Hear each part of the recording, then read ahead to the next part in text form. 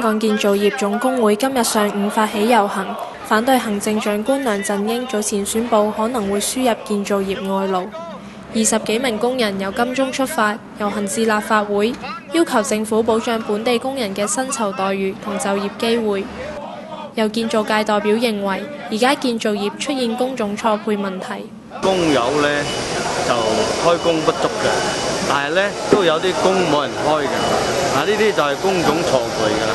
遊行人士到達立法會後，會見立法會議員陳婉嫻，希望佢幫工會轉達意見。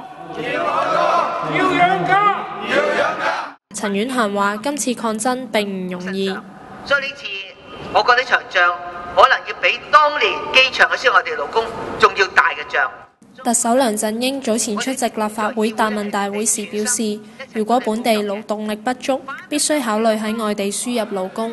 說在線記者周迪欣報導。